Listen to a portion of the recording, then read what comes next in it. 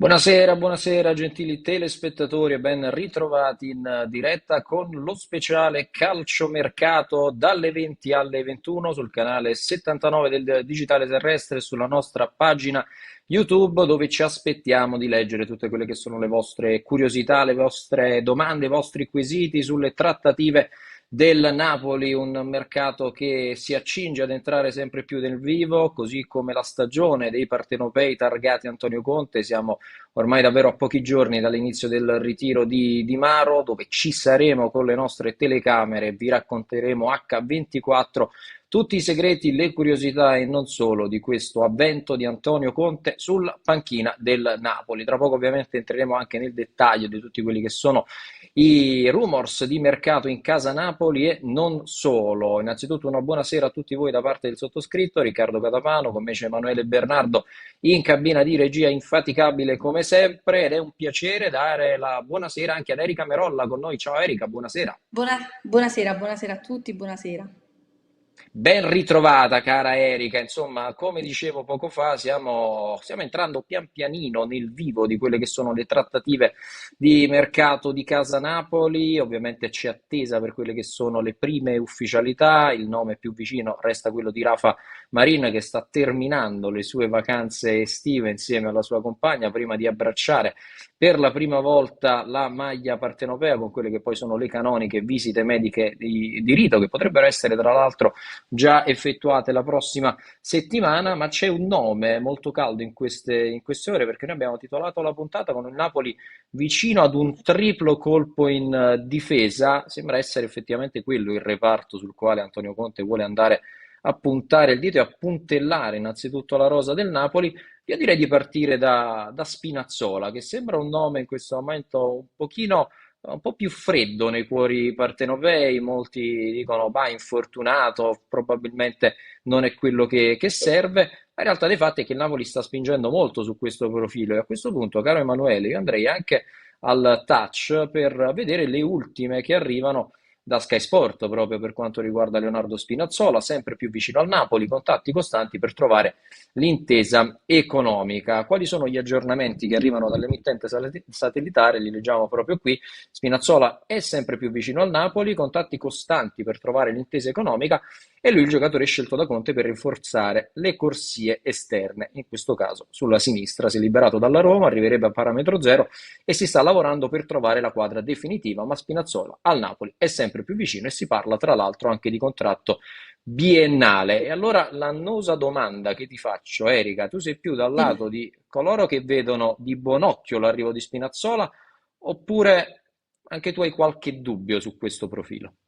Certo, la tenuta fisica di Spinazzola la conosciamo, sappiamo che comunque è un giocatore che spesso va incontro ad infortuni, però io penso che nel momento in cui il giocatore entra in buone mani con uno staff medico che comunque può sostenerlo, Spinazzola, nonostante l'età, perché se non ero a 31 anni, comunque può dare secondo me il suo supporto in azzurro. È comunque un giocatore di esperienza, secondo me con Conte può essere l'innesto giusto, tenendo comunque conto di un possibile addio di Mario Rui. Non credo che verrebbe qua comunque a fare il titolare, per me il titolare sarà Mattias Oliveira, quindi può essere un innesto giusto che può risultare utile in caso di necessità, appunto. Sono d'accordo con te, anzi secondo me è un profilo molto valido per quanto riguarda il Napoli. Ha esperienza, ovviamente ha giocato in nazionale, campione d'Europa. Stavo cercando anche quello che è il rendimento proprio in dettaglio di Leonardo Spirazzola, e quello che è il suo. Qui lo vediamo anche su Transfer Market, quelle che ovviamente sono le valutazioni. Ha fatto un po' di tutto lui in carriera, ha fatto anche il terzino destro, il terzino sinistro. Essenzialmente è un centrocampista di sinistra, ben 172 presenze su quel lato del campo, 61 da terzino sinistro, anche ala offensiva sia a destra che a sinistra. Insomma, ha fatto un pochino il jolly Spinazzola nell'arco della sua carriera. Stavo cercando quello che è lo storico per quanto riguarda gli infortuni, proprio per farci un'idea di quelli. Eccola qua, la cronaca degli infortuni di Leonardo Spinazzola. Restiamo a quest'anno perché, insomma, sono questi i dati che più che altro ci devono far riflettere un pochino per Spinazzola. Nell'annata 2023, 16 giorni out dal 25 ottobre al 10 novembre, 5 giorni out per un problema fisico dal 10 dicembre al 15 di dicembre, poi il campionato poi tra l'altro andava fermandosi, altri 20 giorni out dal 20 dicembre al 9 febbraio, dal 9 maggio fino al 29, altri 20 giorni, quasi tutti problemi muscolari per quanto riguarda Leonardo Spinazzola. Quindi è effettivamente questo il dubbio che secondo me portano avanti i tifosi del Napoli, perché poi se ci mettiamo Mattias Olivera dall'altra parte, che è vero che ha disputato praticamente tutta la stagione, però anche lui veniva da un infortunio importante al crociato, probabilmente il Napoli lì sta facendo un po' un azzardo, quindi mi ritrovo con quello che dicevi tu, è un giocatore sicuramente forte, ma vanno valutate anche quelle che sono le condizioni fisiche, insomma, di Spinazzola. Sì, io penso comunque anche che il Napoli quest'anno non facendo competizioni europee possa rischiare un poco di più il colpo Spinazzola, tenendo conto anche che è un parametro zero, quindi c'è secondo me un rischio comunque valutato anche da questo punto di Mm. vista. Poi se l'anno prossimo il Napoli si qualificherà a competizioni europee, io non penso che comunque lo rinnovi, perché se non erro dovrebbe firmare per un anno più uno di opzione.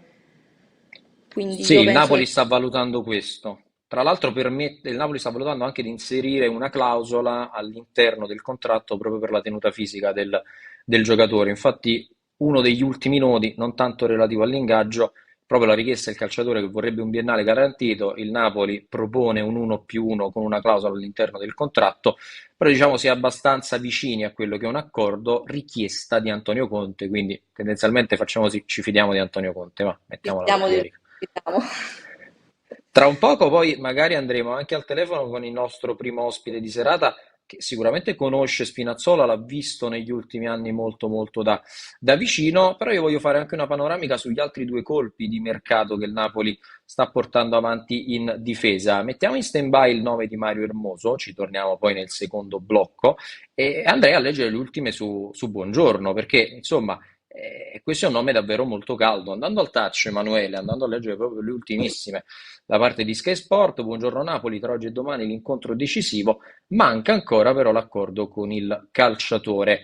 Queste le ultime su Alessandro Buongiorno, arrivano proprio da pochi minuti dall'emittente satellitare. Per Buongiorno sono previsti nuovi contatti con l'entourage per trovare l'intesa economica con il calciatore, quindi non è solamente il Torino il problema, ma anche un'intesa definitiva con il ragazzo.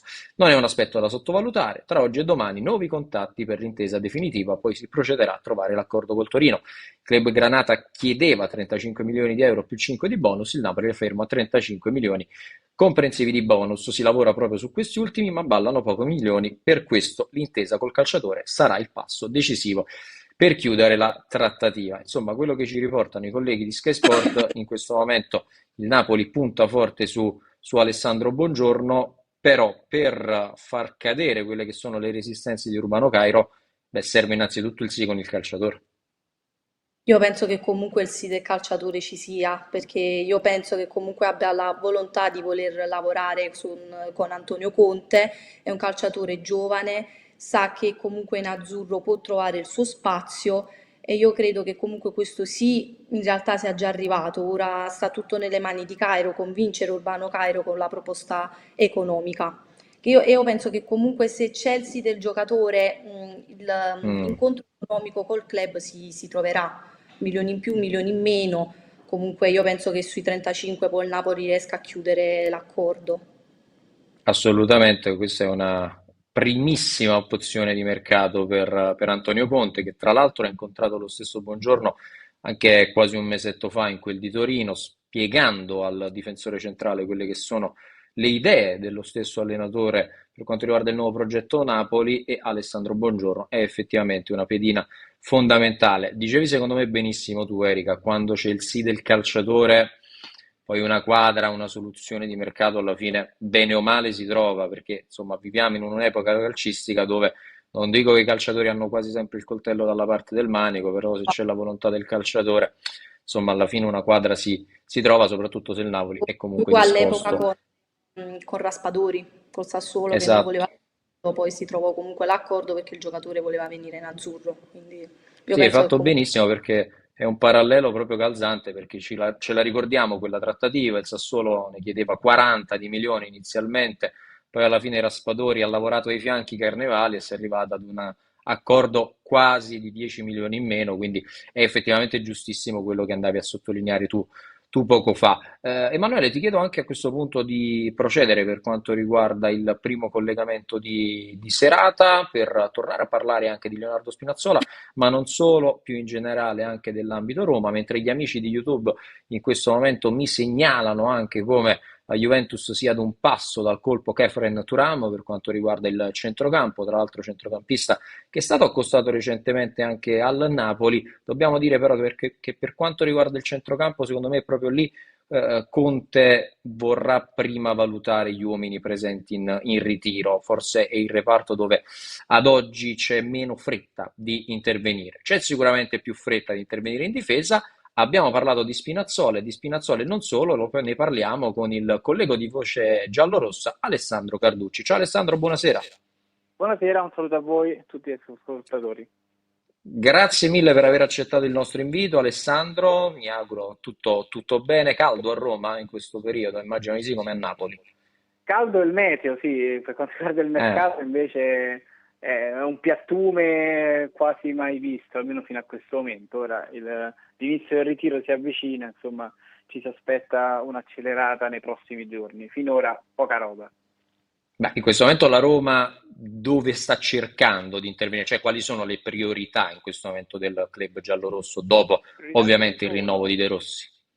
ce ne sono perché è andato via Lukaku, quindi certamente serve un attaccante, è andato via anche Belotti, in rosa rimane Tammy Abraham che però non è considerato un titolare o quantomeno non è il giocatore su cui puntare, quindi certamente servirà un attaccante di peso e sarà un acquisto da non sbagliare e poi bisogna rinforzare, De Rossi vuole rinforzare il centrocampo con un paio di elementi e poi esterni perché comunque la Roma in questi ultimi anni ha faticato moltissimo sia a destra sia a sinistra. La Roma ha riscattato Angelini, l'unica operazione fin qui conclusa, ma appunto serve il suo vice dato che Spinazzola che poi vi interesserà immagini di cui vi interesserà parlare è andato via, è stato lasciato andare via e a destra però a Roma aveva 3 terzini destri, uno Christensen era in prestito e è tornato in Inghilterra, gli altri 2 sono ancora di proprietà ma per ragioni diverse comunque non convincono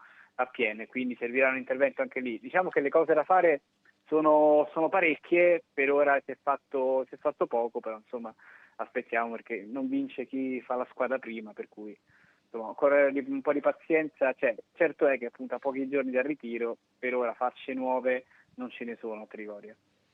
Vabbè, la domanda te la sei fatta da solo, te la sei anticipata su Leonardo Spinazzola. Ci racconti un po' le ultime stagioni dell'esterno sinistro? Perché insomma, lo sappiamo, il Napoli lo sta trattando, richiesta di Antonio Conte, si è svincolato dalla Roma, è arrivato anche il posto di saluti e della società e dello stesso giocatore.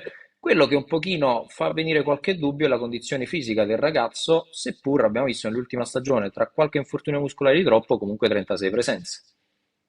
Sì, ma con Spinazzola si gioca a carte scoperte, nel senso che i pro e i contro sono abbastanza chiari, c'è poco da scoprire, da nascondere, perché però sono un giocatore che se sta bene ancora può fare differenza in Serie A.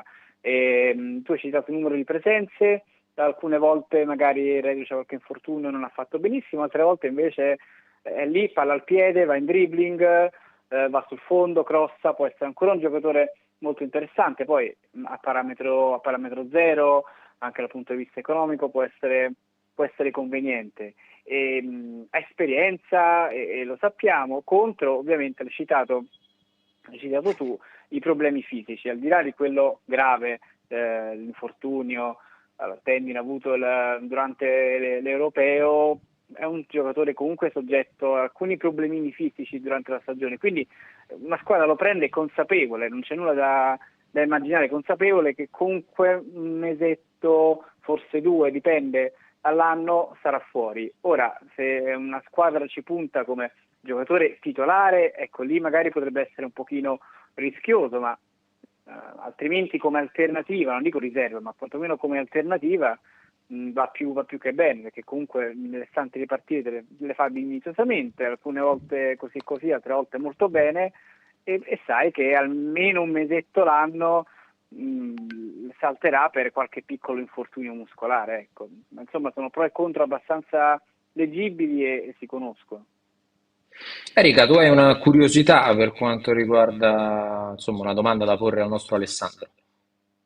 Sì, per quanto riguarda sempre Spinazzola, può essere quindi il giusto innesto per Conte, vista quella che è la sua tenuta alla fine. Certo, abbiamo detto che comunque qualche mese probabilmente per infortunio lo salterà, però tenendo conto dell'assenza del Napoli alle coppe, può comunque influenzare molto la sua tenuta fisica oppure no?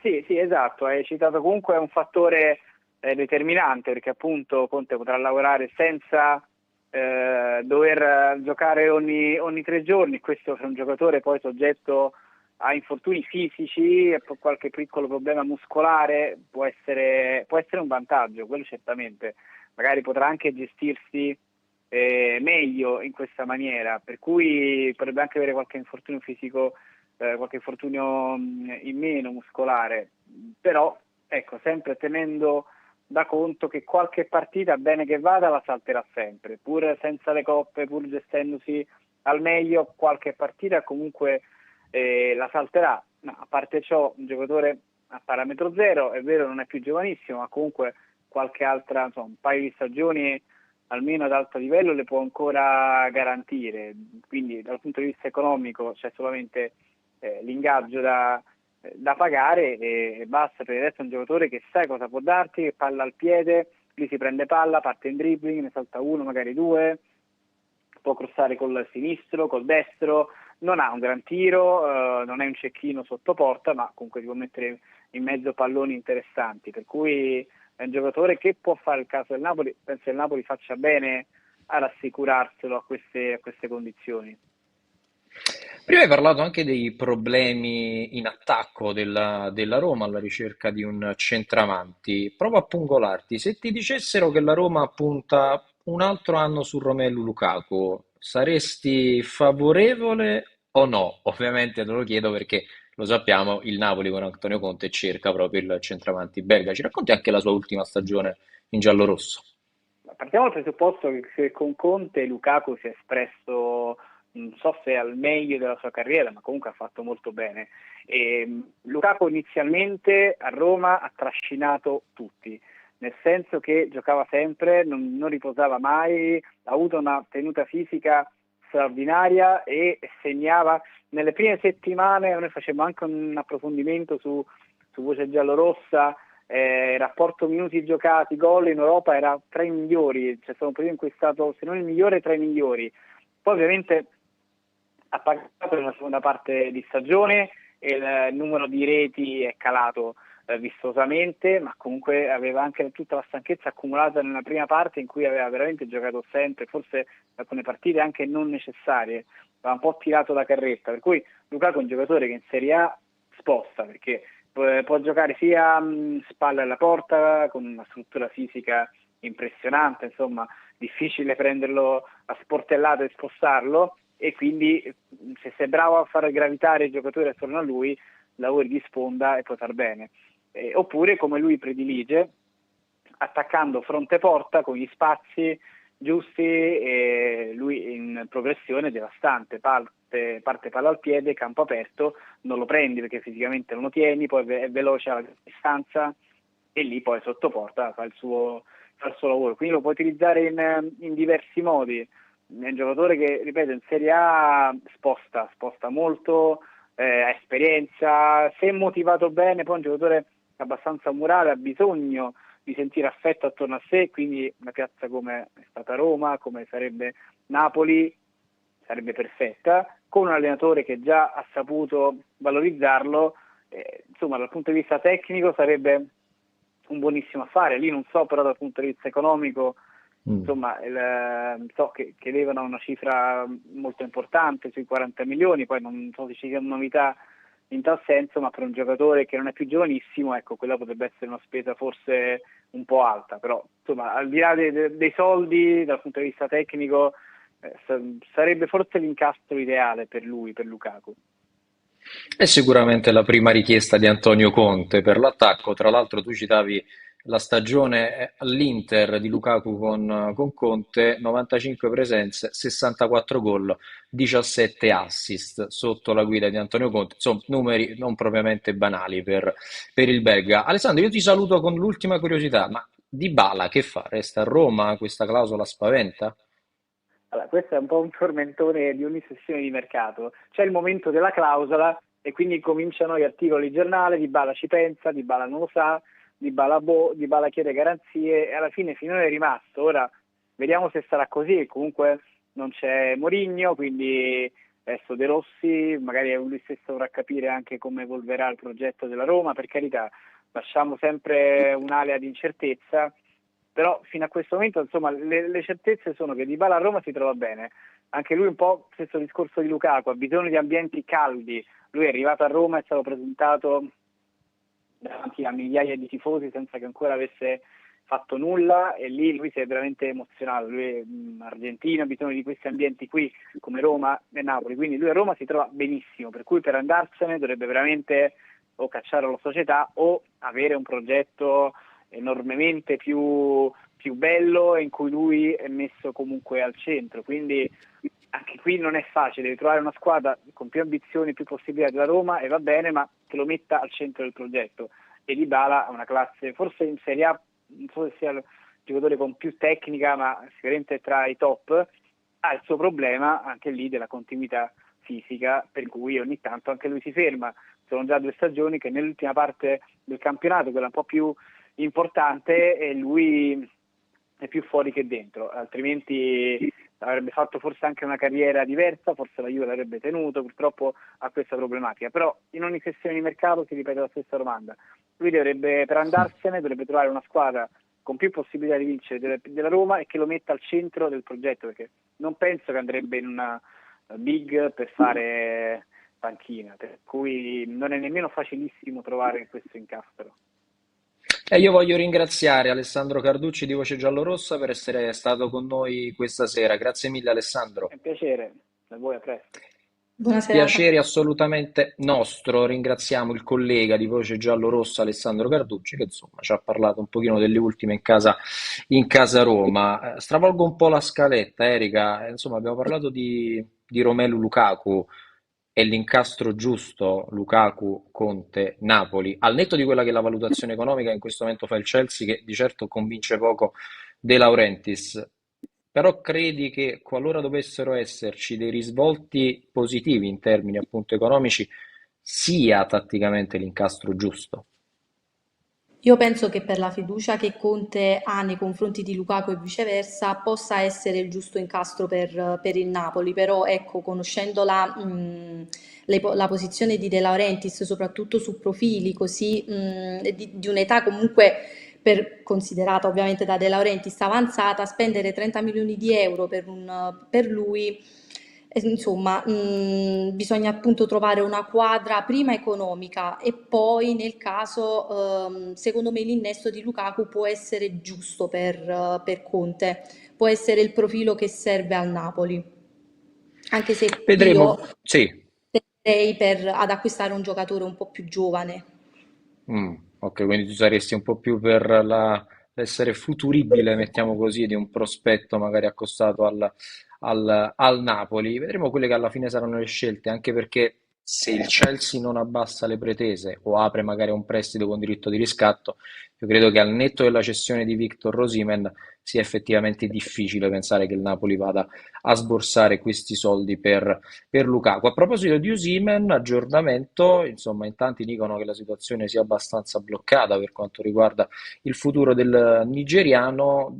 A me continuano a confermare invece che uno dei club interessati è il Paris Saint-Germain, che a caccia comunque di un colpo in attacco, difficile che possa arrivare a Kvaratskhelia perché il Napoli punta al rinnovo di contratto e quindi occhio alla pista parigina che in realtà non è mai tramontata per Victor Osimhen, seppur la preferenza del nigeriano è la Premier League. Lì però a quelle cifre non ci arriva nessuno, neanche 100 milioni, poi ci sono anche i club arabi, diciamo che è una destinazione che ad oggi convince e attrae meno il centravanti nigeriano, quindi da registrare assolutamente l'intenzione del PSG di provare quantomeno a tenere vive le speranze di arrivare ad un calciatore come Victor Osimhen. Prima di tornare al telefono al nostro prossimo ospite tra qualche minuto, a questo punto completiamo anche la panoramica per quanto riguarda l'aspetto difensivo. Abbiamo parlato di Spinazzola, abbiamo parlato di Alessandro Buongiorno. Rafa Marin, lo sappiamo, è solo in attesa del termine delle vacanze per poi sostenere le visite mediche con il Napoli. Il nome caldo è quello di Mario Hermoso, a proposito di spagnoli, e arrivano degli aggiornamenti da tutto mercato web, li andiamo proprio a leggere qui. Ottimismo per Mario Hermoso, Napoli deciso ad affondare il colpo nei prossimi giorni. Andiamo proprio a leggere gli aggiornamenti dei colleghi di TMV. Il Napoli è interessato all'acquisto del difensore spagnolo svincolato da 2 giorni dall'Atletico di Madrid, anzi in realtà da ieri, proprio perché a parametro zero c'è però una distanza abbastanza corposa tra l'offerta, che è un triennale da 3 milioni e mezzo, quello del Napoli, rispetto alla richiesta di Hermoso, che ne chiede 5 per 3 stagioni.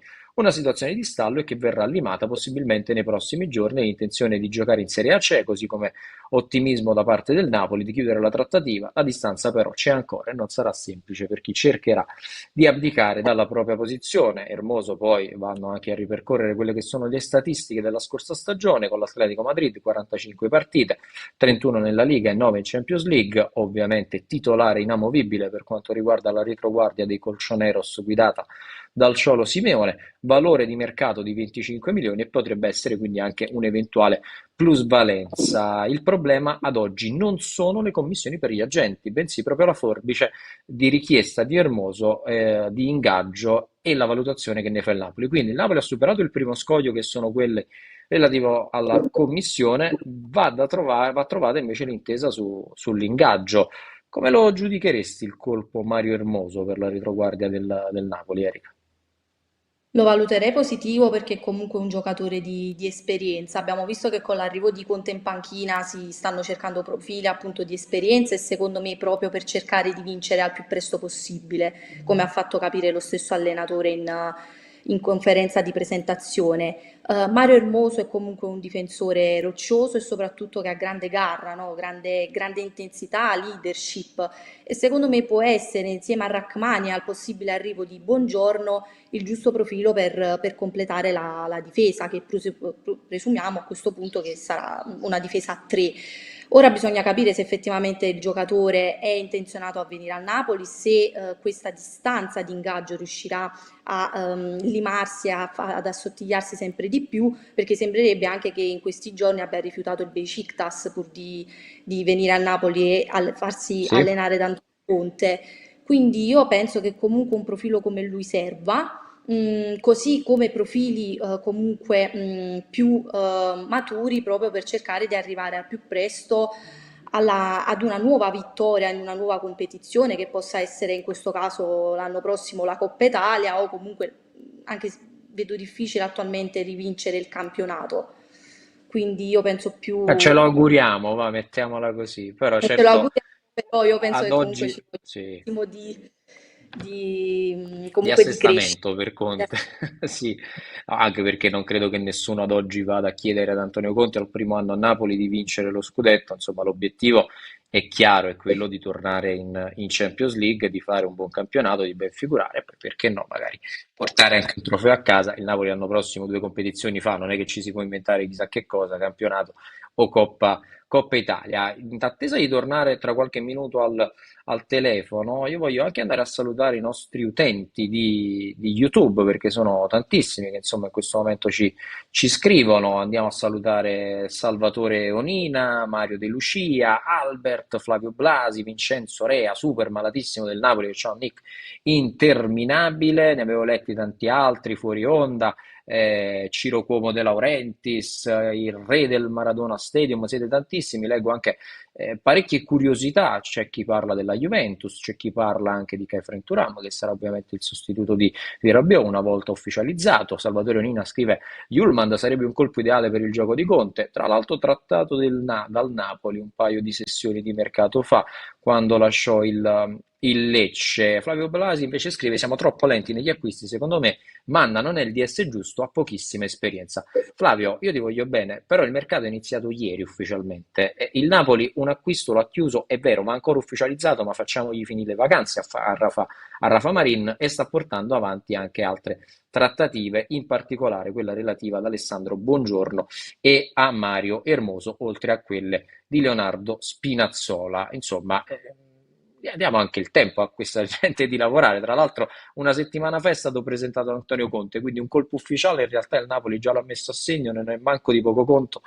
perdonate il gioco di parole, brutto di poco conto con Antonio Conte. Quindi un po' di pazienza effettivamente ci vuole. Sono Saluto anche Carlo Gallotta, un saluto anche per me. Erika, perdonami, ti avevo interrotto, dimmi pure. No, scusami, ho detto si sono anche giocati gli europei, quindi c'è anche il Eh, rallentamento di quello, il tempo che si giocassero gli europei. effettivamente, sono assolutamente d'accordo con te, anche perché poi le altre squadre non mi sembra che siano così avanti. Certo, la Juventus sta chiudendo anche in quel caso dei colpi, abbiamo parlato di Kai Frank Thuram, hanno ufficializzato Douglas Luiz, poi ci sono altri obiettivi come Calafiori, lo stesso di Gregorio, però anche loro li stanno portando avanti. Poi il Napoli, non ci dimentichiamo che oltre a quelli sta trattando anche due casi spinosi all'interno della rosa, che sono Kvaratskhelia e Giovanni Di Lorenzo. Tra l'altro, settimana prossima, notizia proprio di quest'oggi, riportata dai colleghi di Radio Kiss Kiss Napoli, ci sarà una conferenza stampa dell'agente di Lorenzo. Ci auguriamo a questo punto anche per appianare definitivamente quelle che sono state delle divergenze. Ci sono stati dei colloqui telefonici tra lo stesso Di Lorenzo, Antonio Conte, il DS Giovanni Manna ed Aurelio De Laurentiis. Sembra che le parti siano un po' più vicine tra di loro. Noi già all'epoca, quando ci fu il primo comunicato, dicemmo sì, ok, la posizione sembra netta, però occhio che sono un po' di dinamiche queste di mercato che possono cambiare. Adesso che sembra che ci sia un riavvicinamento, non diciamo che è fatta e Di Lorenzo resterà sicuramente, ma vanno comparate ancora le cose e c'è attesa. A questo punto di Giovanni Di Lorenzo e non solo, ne parliamo con l'agente Giuseppe Galli. È un piacere averlo ai nostri microfoni. Buonasera Giuseppe. Buonasera a Era. voi. Grazie per aver accettato il nostro invito. Allora, io mi ricollego a quello che stavo dicendo poco fa. La questione Giovanni Di Lorenzo, come la valuta, anche in ottica di quello che è stato un europeo, certamente non da gran protagonista per il capitano del Napoli. Oh, guardi, io dei giocatori di altri agenti non commento e non ho poi sinceramente la realtà delle cose, perciò dire solo delle cose sbagliando, perciò preferisco non commentare mai le situazioni di altri miei colleghi e di altri giocatori che Va hanno bene, delle... rispetto assolutamente la posizione. Allora a questo punto, più in generale, ti chiedo di quello che è stata purtroppo la breve avventura della nazionale di Luciano Spalletti all'Europeo e anche le critiche sia a livello gestionale che di federazione che ne sono venute fuori. Purtroppo eh, è stata veramente una disfatta, però c'è solo da dire che si dovrebbe solo dire quello che ha detto Donnarumma, parlare poco, chiedere scusa e alzare le mani, perché parlare di che cosa? Si è fatto malissimo, trovare delle giustificazioni secondo me è ridicolo, si deve chiedere scusa, punto. Questa è l'unica Si, cosa che penso io, ecco. Non si si può aspetta pensare anche delle... 8 mesi nelle 10 partite. Quando uno ha preso la nazionale sa che cosa andava incontro, perciò la realtà è che si è fatto veramente male e non si deve giustificare, uno deve chiedere scusa, punto. Si aspetta anche delle scelte forti, si vocifera, qualcuno anzi invoca anche le dimissioni, insomma, dei vertici federali dopo questo ennesimo Beh, flop, chiamiamolo così, europei. chiedo scusa, abbiamo massacrato Ventura, voglio dire, Eh, perciò è ovvio che dopo questa disfatta tante persone, tanti colleghi suoi hanno sempre portato in pompa magna Spalletti e si sono ritrovati in una situazione che nessuno si aspettava. Perciò, ripeto, anche per lui può darsi che fare l'allenatore di un club è un modo e essere selezionatore della nazionale è un altro lavoro, per dire. Perciò forse anche per lui è un'esperienza che gli è servita per capire che sono due aspetti diversi. Erika, Questo è hai il mio una pensiero. curiosità? Sì, secondo lei questa disfatta dell'Italia è additabile a chi? Pronto? Sì, Pronto? Giuseppe, ci senti? Ecco, adesso sento. Sì, Erika chiedeva, in collegamento con noi, questa disfatta dell'Italia dove nasce? Cioè, chi è additabile? È un problema tecnico? È un problema federale? È un problema di movimento calcistico? No, beh, quando c'è una disfatta è un problema generale in tutti i settori, però credo che purtroppo c'erano giocatori che erano fuori posizione, c'erano giocatori che non stavano bene fisicamente, e perciò ripeto, purtroppo è andata malissimo, ma le cause possono essere anche di una formazione che poteva essere diversa, e poi si è voluto fare delle scommesse che secondo me nella nazionale non si devono fare scommesse, o fa vedere che si fanno si assume delle responsabilità scegliendo certi giocatori, secondo me, che potevano essere evitate. Però ripeto, non sono io il selezionatore, dico solo che, come ho detto prima, dopo quello che è successo non c'è da giustificare, c'è solo da dire scusate, perché ci Le sta, faccio che l'ultima. Sì. si può sbagliare ed è umano sbagliare. Le faccio le ultime due flash prima di salutarla e ringraziarla per essersi collegato con noi. Binomio Conte De Laurentiis promette scintille e che tipo di mercato bisogna attendersi quest'estate, visto che ormai 2 luglio è ufficialmente iniziato il mercato. Guardi, io sono uno di quelli che ho sempre detto che Conte al Napoli era giusto prendere De Laurentiis, ha fatto bene perché è l'allenatore giusto per il Napoli. Poi De Laurentiis si deve fare un grande sforzo a stare al suo posto, però non devo insegnare niente a nessuno. Conte sa quello che deve fare e De Laurentiis sa quello che fa, perché ha preso un allenatore che non dà permesso di entrare nel suo lavoro, però ha preso il numero uno, perciò deve essere contentissimo di essere riuscito a portare a Napoli un numero uno. E noi ci auguriamo che ovviamente possa arrivare una stagione sicuramente più felice per quanto riguarda i tifosi del Napoli rispetto a quella appena trascorsa. Io voglio ringraziare davvero di cuore l'agente Giuseppe Galli per essere stato con noi questa sera. Grazie a voi, buonasera. Grazie.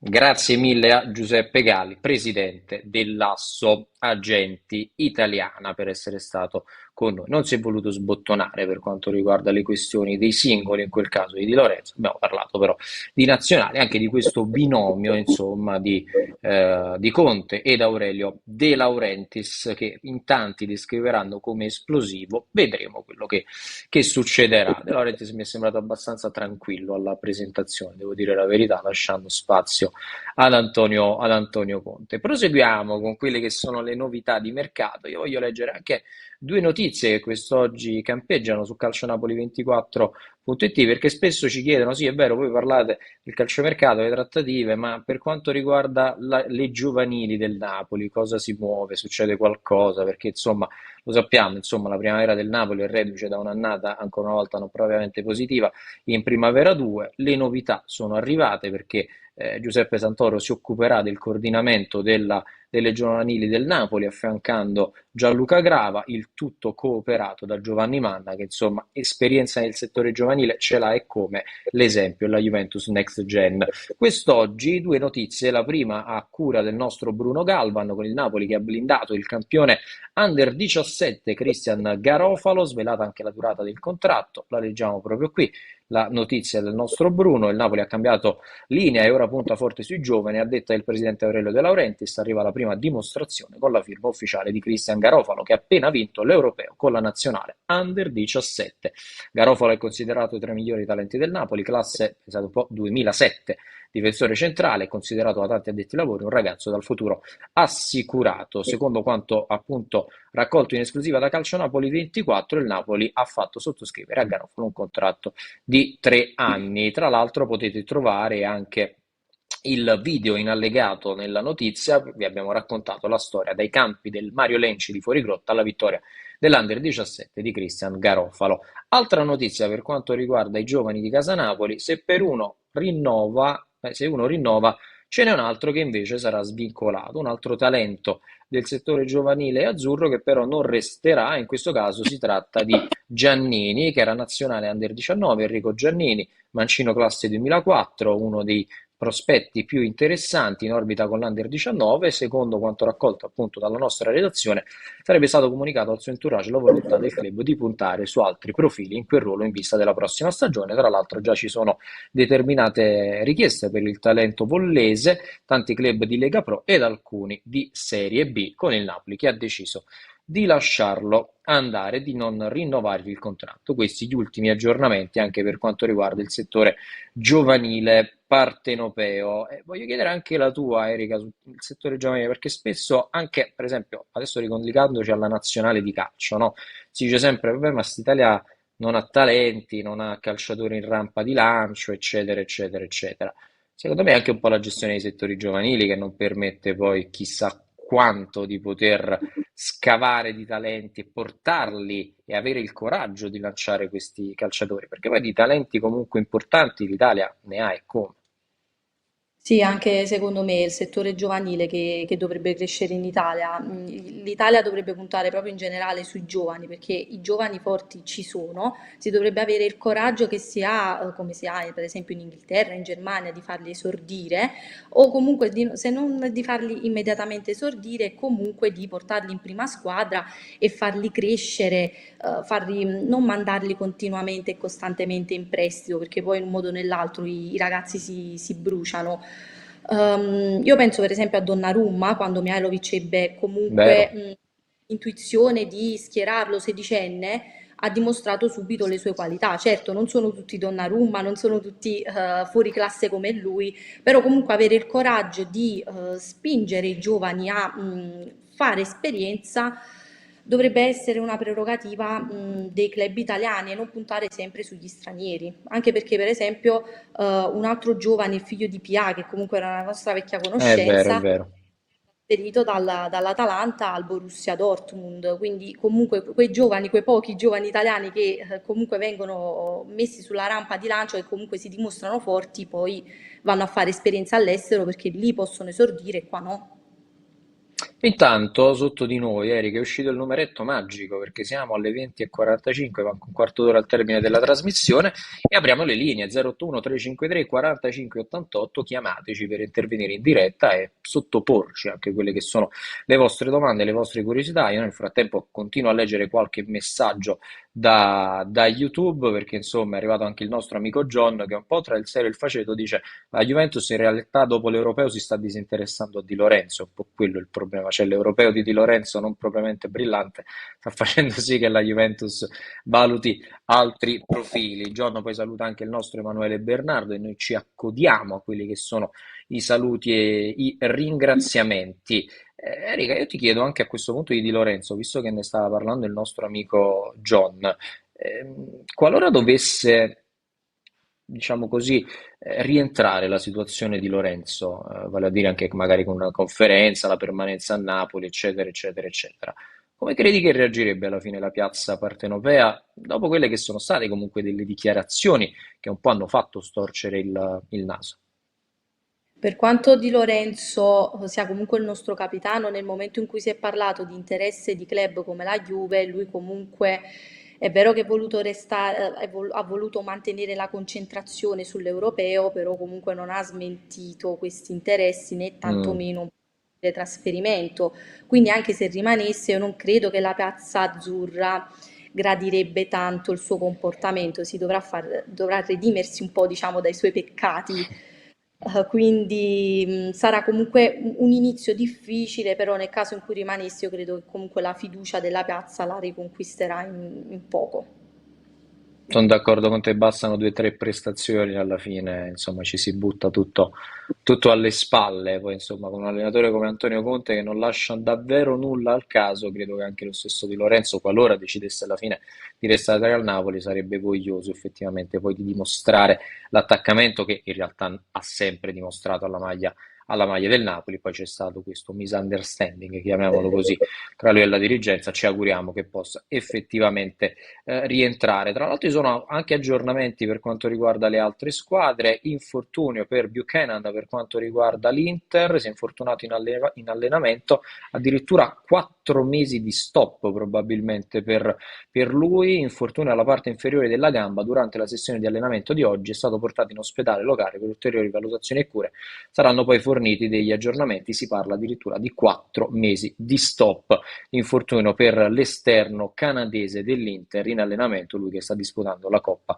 America proprio con il Canada. Ringraziamo in questo caso il sito di Alfredo Pedulla per quanto riguarda gli aggiornamenti, mentre altro colpo molto vicino sembra lo stia per piazzare l'Atalanta, che sarebbe ad un passo da riportare in Italia niente poco di meno che Zaniolo, insomma, che anche lui era stato trattato e cercato dal Napoli. Si parla di un prestito con diritto di riscatto tra i 17 e i 18 milioni dall'Atalanta. È bella scommessa quella di Zaniolo per quanto riguarda i bergamaschi, calciatore che ha un talento importantissimo, poi non sempre forse riesce a far coniugare il talento con insomma l'applicazione, va, mettiamola così.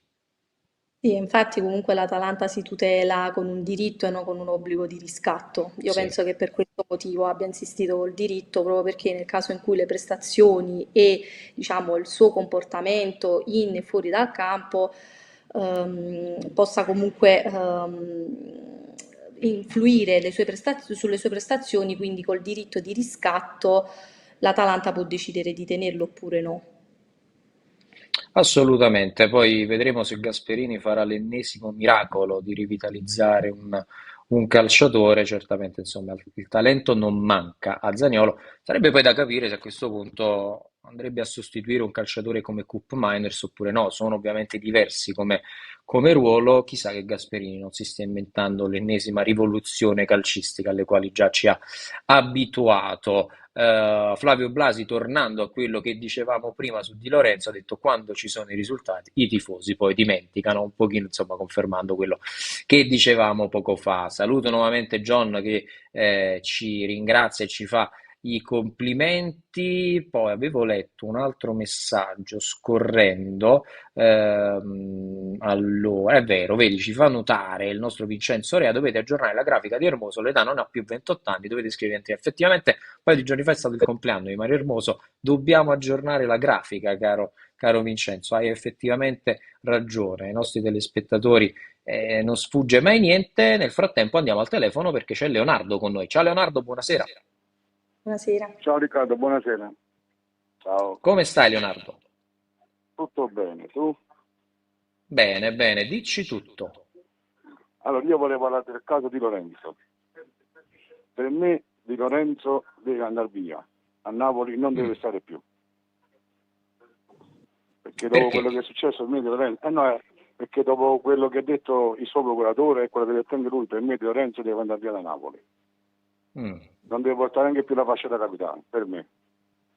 Ah, ok, quindi tu sei diretto su questo, insomma, non sei per perdonare nonostante magari un ripensamento. No, no, no, no, per me Di Lorenzo, per me, poi da suo che rimane, per me è un ex giocatore. Ah, Poi, addirittura. poi ognuno ha il suo pensiero, io la penso Ah, così. certo. No, no, noi Se rispettiamo il rimane, pensiero di tutti. mm, se rimane va bene, Senti, però per me no, non deve rimanere. sì, sì. Chi prenderesti al suo posto qualora dovesse andare via? Come si chiama? Il giocatore del Monaco, Van Dersen, come si chiama? Wanderson. Sì, Van Wanderson. Dersen. Anche se, A me se piace. costa un bel po', costa più di 30 milioni in questo momento. Sì. Un'altra domanda, Riccardo, vorrei farti, ma il caso Vai, Simone, Leonardo. quando si sa qualcosa? Quando si sa qualcosa, c'è il rischio che va di mare, oppure lui? C'è il rischio che va Di Maro, sì, potrebbe rientrare tra le preconvocazioni, seppure il Napoli vorrebbe chiudere la questione sicuramente prima della partenza di Di Maro. Se ci hai ascoltato poco fa, Leonardo, ti ho parlato di un PSG che resta assolutamente interessato al giocatore. Quindi il Napoli però è tranquillo, anche se il giocatore dovesse andare a Di Maro, è abbastanza confidente del fatto che il procuratore alla fine porterà l'offerta che De Laurentiis ritiene congrua, magari non 130 milioni, magari non 120, ma intorno ai 100 milioni per poi procedere alla cessione. Il Napoli ad oggi è tranquillo e non ha fretta di vendere Victor Osimhen perché è consapevole che alla fine prima o poi una soluzione si troverà per il nigeriano. Poi se sarà Di Maro oppure no, lo scopriremo tra quanto mancano? 9 giorni. Tra 9 giorni No, sapremo se è a Di Maro oppure no. io quest'anno mi divertirò perché siccome sono di Castel di Sangro, vedo il Dio del Napoli quest'anno. Lo devo Ah, vedere. vai a vedere il secondo ritiro. Eh sì, Bravo abito a Castel Leonardo. di Sangro. E ci saremo anche noi, quindi vienici a salutare in diretta, che noi saremo là con Come? la Sì. nostra equipe. Ci sarà anche Vincenzo? No, Vincenzo resta a Napoli, resta a Ah, Napoli. sta a Napoli. Ah, comunque vorrei farti gli auguri perché ho saputo che oggi sei diventato giornalista. Oggi hai detto a Calcio Sì, Napoli. sì, ieri ho sostenuto l'esame di Ah, abilitazione professionale, assolutamente, allora ti quindi faccio tanti ti auguri. ringrazio. Grazie Leonardo, ti ringrazio e ti Buona auguro serata. buonasera, grazie per aver chiamato. Ok, grazie mille, Forza Napoli. Sempre Forza Napoli, grazie al nostro Leonardo, che insomma sarà a Castel di Sangro, e tra l'altro mi ha fornito anche un bell'assist, Leonardo, perché io vi ricordo che tra 9 giorni insomma inizia il ritiro e solitamente il ritiro del Napoli, che sia Di Maro o Castel di Sangro, fa rima con Calcio Napoli 24. Seguiremo tutto H24 con i nostri inviati, le nostre telecamere, sui social ovviamente, non solo canale 79 del Digitale Terrestre, ma anche sul nostro canale YouTube, su TikTok, su Instagram. Insomma, Erika, ci aspetta un'estate abbastanza calda anche per quanto riguarda Molto. i social e non solo, quindi per chi non lo facesse ancora, iscrivetevi su tutti i canali social di Calcio Napoli 24, come sempre, tutto gratis per non perdervi nulla dell'informazione che H24 portiamo nei vostri smartphone, nei vostri device, televisori, computer, insomma, ovunque. Non avete veramente scuse per non seguire Calcio Napoli 24 e il lavoro che comunque portiamo avanti da tanti anni. A proposito, insomma, anche del comparto social, ho qui Erika presente, faccio i complimenti per il gran lavoro che fate.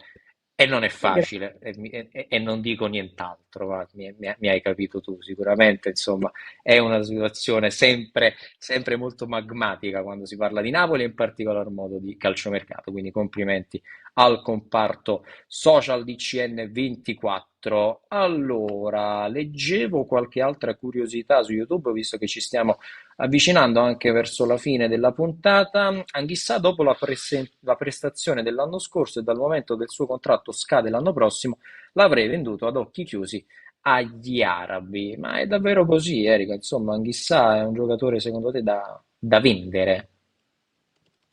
Io penso che comunque Anghissà con Antonio Conte possa ritornare ai livelli della prima stagione in azzurro.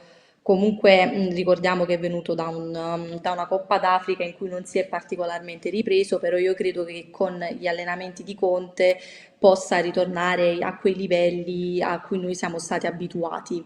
Comunque è un giocatore che a centrocampo dà spessore, dà fisicità, ogni tanto si butta anche in attacco, quindi io me lo tengo stretto anche sta, insomma. Mm. Siamo in due, forse anche in tre, perché ti dico che Antonio Conte stravede per questo calciatore ed uno degli obiettivi di Antonio Conte sarà proprio quello di rispolverare Anghissà, perché lo reputa insieme a Lobotka un calciatore davvero molto importante nell'idea di centrocampo che Antonio Conte vuole portare avanti. Piccola correzione per quanto diceva il nostro telespettatore: è vero che il contratto di Anghissà scade nel 2025, il Napoli ha 2 anni di opzione unilaterale e rinnovo, quindi se il Napoli va ad attivare la doppia opzione, in realtà il contratto di Anghissà scade nel 2027, quindi non è che in scadenza l'anno prossimo. Piccolo inciso per quanto riguarda l'aspetto contrattuale del calciatore camerunense del Napoli. Salve, buonasera, dice Mister Diavel, ma Popovic sarà nel ritiro del Napoli? Ecco, questa è un'altra bella domanda, caro Mister Diavel, perché effettivamente Popovic è un calciatore che sarà tesserato dal Napoli. Perché dico sarà tesserato? Perché Popovic non è stato tesserato dal Napoli, Popovic è stato al Monza negli ultimi 6 mesi, ma non in prestito dal Napoli. Il Napoli non aveva lo slot da extracomunitario a gennaio e ha chiesto, tra virgolette, il piacere al Monza, e magari poi rientrato anche nella trattativa, ricordate, relativa a Zerbini, di tesserare e, sembra brutto dirlo, parcheggiare per 6 mesi il calciatore proprio ai Brianzoli. Terminata questa esperienza, il Napoli poi procederà al tesseramento dello stesso Popovic, che tra l'altro si sta allenando proprio in quel di Napoli, quindi è solo questione di tempo affinché arrivi poi l'ufficialità di Popovic, ed anche lui assolutamente sarà in ritiro a Di Maro con Antonio Conte e sarà valutato poi dal tecnico salentino, probabilmente poi per lui o un'esperienza in prestito in Serie B a caccia di minutaggio, oppure nella primavera del Napoli. Cara Erika, noi siamo arrivati invece in conclusione, mi sincero che non abbiamo altre telefonate, no, non abbiamo altre telefonate, e allora noi siamo arrivati in conclusione di questo speciale calciomercato, dove abbiamo fatto un po' una panoramica di tutte quelle che sono le trattative in casa partenopea e non solo, e io colgo l'occasione ovviamente per ringraziarti per essere stata con me e con Emanuele Bernardo questa sera. Grazie a voi. Grazie alla nostra Erika Merolla e lo ripeto ancora a tutto il lato social di Calcio Napoli 24 TV, e grazie anche a Emanuele Bernardo che ha finito, immagino, la sua giornata quest'oggi, oppure no, Emanuele, continui imperterrito fino a notte inoltrata. Scherzi a parte, lo speciale calciomercato torna domani a partire dalle 20, come sempre sul canale 79 del Digitale Terrestre e sul nostro canale YouTube. Vi ricordo tra l'altro di iscrivervi su tutte le nostre piattaforme social, comprese anche Instagram e TikTok, oltre a seguire la pagina Facebook di Calcio Napoli 24. Per tutti gli aggiornamenti di serata invece calcionapoli24.it, e a breve leggerete tante novità anche sul nostro portale di riferimento. Termina qui questa edizione di speciale calciomercato. Un saluto e un ringraziamento a tutti voi anche dal sottoscritto Riccardo Catapano, che vi augura buona serata e buona continuazione sugli schermi di Calcio Napoli 24 TV.